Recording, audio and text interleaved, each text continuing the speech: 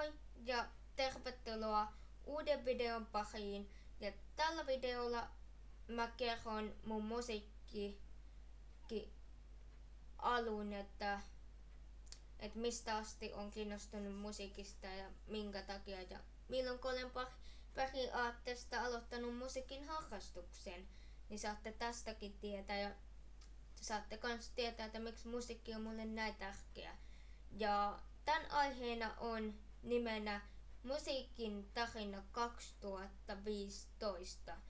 Tervetuloa videolle mukaan. Mennään videon pariin.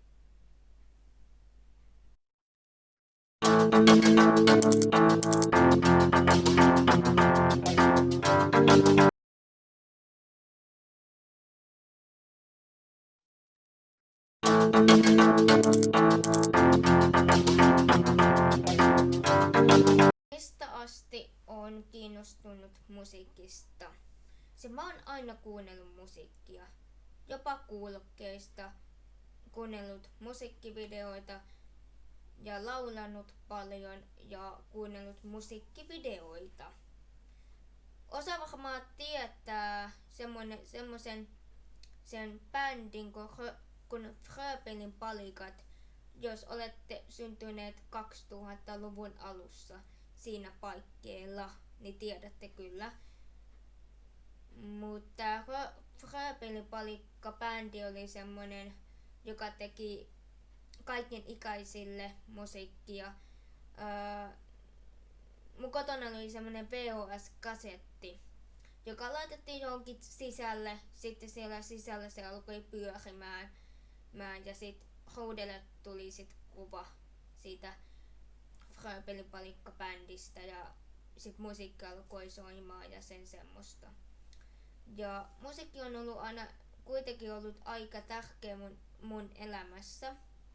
Sen takia, koska se on aina nostanut mut ylöspäin, jos mulla olisi vaikka huono päivä tai joku semmonen, että mikä ei mennyt hyvin, niin tai sitten tulee kiukku, oikein kunnon kiukku, mut sitten sen kiukun jälkeen mä olen oikeastaan kuuntelemaan musiikkia tai sitten laulamaan jompaa kumpaa, ja se on ollut aina mulle tärkeä.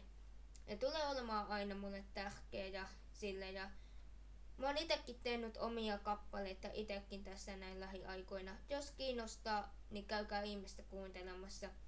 Siellä on aika hyviä aihekappaleita, mitä kannattaa käydä kuuntelemassa ihmeessä. Niin käykää ihmeessä kuuntelemassa. Ja uskoisin, että sieltä mun kappaleesta löytyy justi se asia, että minkä takia mä tykkään musiikista. Sillä ja niin, ei mulla ole varmaan muuta sanottavaa tähän, eli mennään seuraavaan kysymykseen.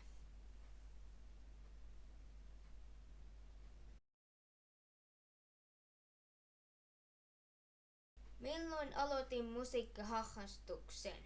No mä avaan tätä mun musiikkiharrastushommaa. Mä aloitin musiikkia harrastamaan musiikkikoulussa vuonna 2015. Ja mä olin yksilöopetuksena. Sitten 2018 pääsin bändiin. No, sitten 2020 pääsin uuteen bändiin, koska mä muutin uudelle paikkakunnalle. Ja 2015 vuonna niin oli aika tähän asti mennessä ollut tosi kivaa musiikkiharrastuksen parissa. Ja esimerkiksi bändissä niin on aivan huippua. Siinä bändissä on aivan huiput tyypit, huiput opettajat ja mä tykkään siitä ilmapiiristäkin, että mikä hyvyys siinä näkyy siinä bändin ryhmän jäsenillä, että ne ottaa aina tosi hyvin sen ryhmän jäsenen mukaan tähän touhuun ja silleen. Ja mä halusin sen takia harrastaa musiikkia, varmaan sen takia, koska mä rakastan niin paljon musiikkia, tykkään kuunnella musiikkia, tykkään katsoa musiikkivideoita ja sen semmoista ja silleen. Ei mulla ole varmaan muuta sanottavaakaan siinä. Mut joo, mennään seuraavaan kysymykseen.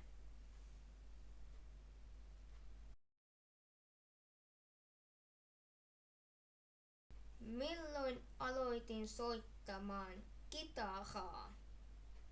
Ensimmäinen kitara oli sähkökitara.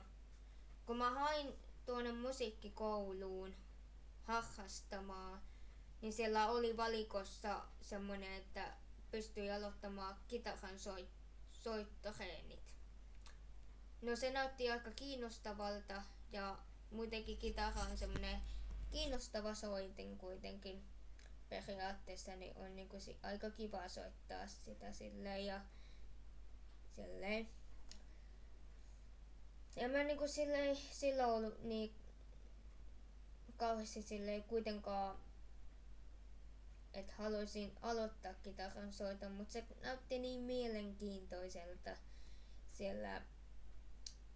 siellä haku tai siis lomakkeen haussa silloin kun haetaan vaikka musiikkikouluun, niin siellä oli semmoinen hakemus, jonka piti täyttää, niin siellä oli semmoinen kohta, että pystyi valitsemaan vaikka kitaran soiton aloituksen, niin mä valitsin sen, koska se näytti aika mielenkiintoisena. Minä muistan sen, että sitten mä kitara, no sitten mä painoin sitä, no ei mennyt kauan, niin sitten aloitin kitaraa soittamaan silleen. Ja kitaraa mä sain kyllä ekakosketuksen 2015. Eli silloin mä aloitin musiikkiharrastuksen silloin 2015. Ja mun eka kitara oli sähkökitara. No sitten kun täytin 17 vuotta silloin 2020, niin mä sain akustisen kitaran. Mä voisin kohta nyt näyttää sen tässä pikkuhetki.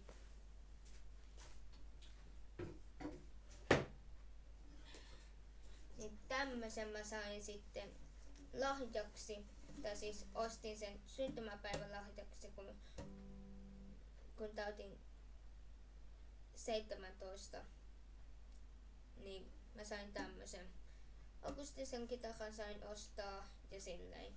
Mä vien tämän takaisin omalle paikalle ja tuun sitten tähän kohta kertomaan.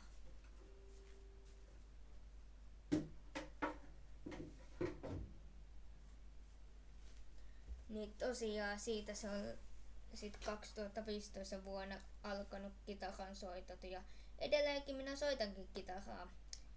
Ja se on ollut yllättävän haastavaa samaan aikaan ja hauskaa kans. Et en voi mitään muuta sanoa, että se on kans hauskaa silleen. Mennään seuraavaan kysymykseen.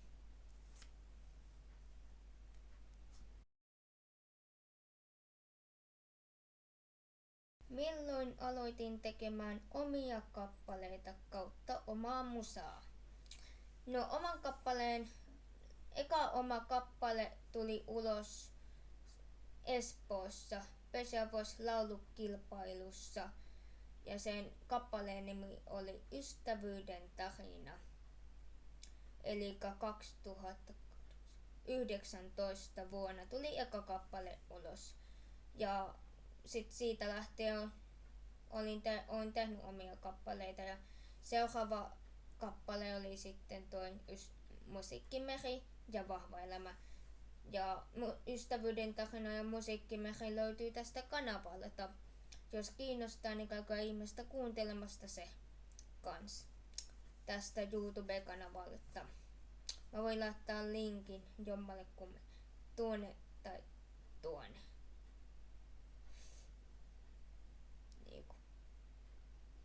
Tuonne nurkkiin tohon noin.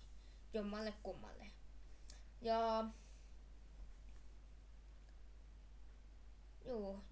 mä oon tehnyt nyt sitten 2020 tehnyt kans omia kappaleita ja nyt on tullut 2021 jonkin verran kappaleita ulos ja sen semmoista ja yhteensä kolme albumiakin on ulkona SoundCloudissa ja pääsette mun käyttäjänimellä kirjoittamaan nimeltä Pikkukipina 11 tai sitten se mun SoundCloudin nimi eli Pikkukipina, niin silläkin pääsette kuuntelemaan mun omia albumeita ja niin poispäin. Niin. Ja kappaleiden teko on aika kiinnostavaa ja musiikin teko on myös kiinnostavaa. Ja mä oon tehnyt SoundCloudista. Jos teillä on Applen tietokone, niin tiedätte kyllä sen sovelluksen Applen tietokoneesta SoundCloudi.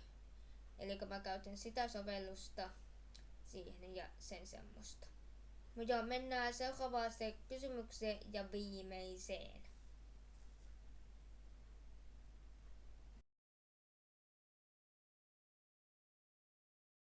Eka live-keikkaesitys.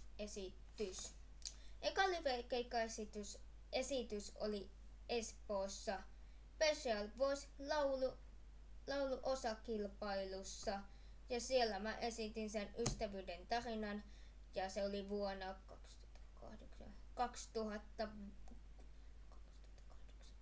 2019 vuonna. Eli silloin mä pääsin eka kertaa omaa kappaletta esittämään ja niin poispäin 2019. Ja sitten yksi semmonen nuorisotalo pyysi minua esiintymään Myllypuroon ja siellä mä esitin kanssa sen saman kappaleen Ystävyyden tarina, joka oli samana vuonna 2019. Ja sitten mä pääsin Espooseen sinne Turkuun, Logomoon ja siellä oli sitten Special Voice lauluvinaali 2020 vuonna ja voisin sanoa, että en kyllä voittanut, mutta se ei kyllä harmita mitenkään minua, vaan mä pääsin niinku silleen nostattamaan periaatteessa sitä mun unelmaa. Justiin silloin alkoi tulla ne unelmat, että muusikko voisi tulla minusta ja sen semmoista. Ja sitähän kohti mä oon tällä hetkellä menossakin. Ja sitten 2020 oli kans semmonen KP-tuki 5 ry:n järjestämä Kemut-tapahtuma, joka järjestettiin tuolla Messukeskuksen Siivessä. Ja sillä oli ihan älyttömästi väkeä ja se oli aivan mieletön paikka järjestää niitä tapahtumia, että olen aivan kiitollinen, että pääsin kanssa sinnekin ja sille. Ja linkatkaa vaikka sinne kommenttikenttään, jos olette nähneet minut siellä Messukeskuksen Siivessä 2020 ja KP-tuki 5 2020 Kemut-tapahtumassa, niin kerrottakaa ihmeestä kommenttia, jos olette nähneet minut lavalla siellä Messukeskuksen Siivessä. Olisi kiva tietää, että ketkä kaikki olette olleet siellä katsomassa sinä vuonna ja sen semmoista. Silleen. Kiitos kun katsoitte nämä kaikki kysymykset ja kuuntelitte.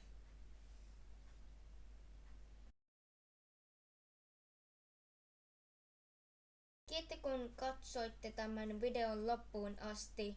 Jätä ihmeestä tykkäys, tilaa kanava ja laita kello päälle, niin saatte ilmoituksia uusimmista videoista, että milloin ne pärähtää YouTubeen. Ja videon tietoihin tuonne alle voin laittaa ne mun somen tiedot, että pääsette seuraamaan minua somessa ja silleen ja kommenttikenttää saa kommentoida ja silleen ja kiitos kaikille kun katsoitte tätä videon loppuun asti. Kommentoi, jätä tykkäys, seuraa somessa, jos sulla sattuu olemaan some ja jos kiinnostaa seurata meikää, eli nimellä Pikkukipina, niin lupa on seurata minua somessa ja sen semmoista. Mut joo, kiitos kaikille kun katsoitte tämän videon. Nähdään ensi videon parissa, mikä ikinä se voikaan olla. Toivottavasti olette mukana silloinkin. ja se on moikka!